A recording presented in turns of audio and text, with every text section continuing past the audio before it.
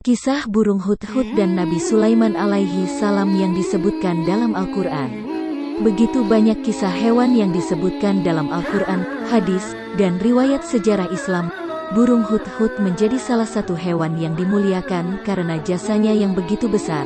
Kisah burung hudhud dan Nabi Sulaiman alaihi salam yang disebutkan dalam Al-Quran.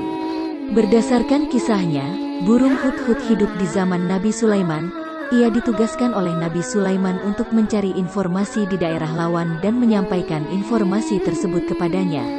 Seperti yang diketahui, Nabi Sulaiman dianugerahkan mukjizat bisa berbicara dengan hewan dan jin.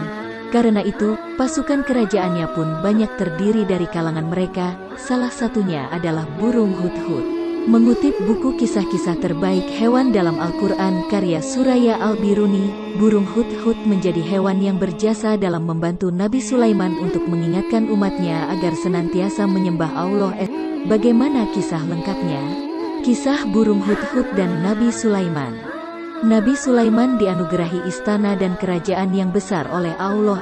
Pasukannya begitu kuat yang terdiri dari manusia, jin, dan hewan. Burung hudhud menjadi salah satu yang ditugaskan untuk mencari informasi dari daerah lawan. Suatu hari, burung hudhud sedang terbang melintasi negeri Sabah. Ia melihat ada kerajaan dengan istana megah di dalamnya. Kerajaan itu dipimpin oleh ratu cantik yang bernama Balqis. Namun ada yang aneh dari kerajaan ini. Bukannya menyembah Allah, mereka justru beramai-ramai menyembah matahari.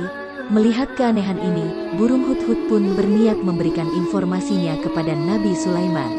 Burung hudhud kembali ke kerajaan dan bergegas menyampaikan pesan tersebut kepada tuannya.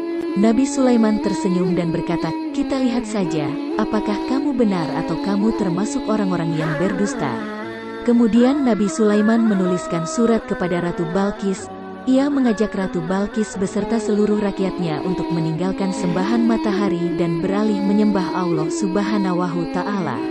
Surat tersebut dibawa burung hudhud dan disampaikan kepada Ratu Balqis. Setelah surat diterima, burung hudhud pun menetap sebentar.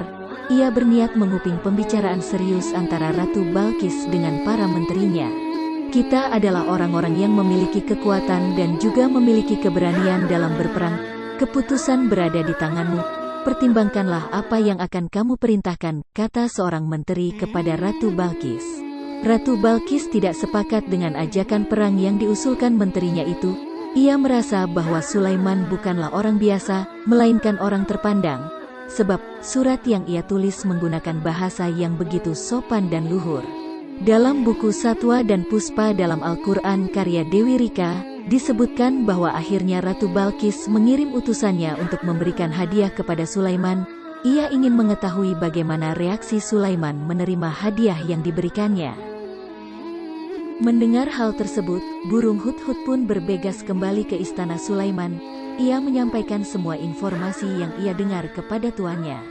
Pasukan Ratu Balqis disambut dengan hangat. Mereka amat terkejut melihat istana yang begitu megah dan mewah, dengan pasukan gagah dari golongan manusia, jin, dan hewan. Sang utusan pun menjadi gentar dibuatnya. Dengan halus, Sulaiman menolak hadiah sang utusan dan ia berkata, "Apakah kamu patut menolong aku dengan harta? Allah telah memberiku lebih dari apa yang Dia berikan kepadamu."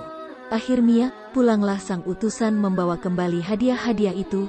Burung hudhud kembali ke negeri Sabah untuk mencari informasi baru. Mendengarkan percakapan antara Ratu Balqis dan para menterinya. Sang ratu takjub dan ingin menemui Sulaiman.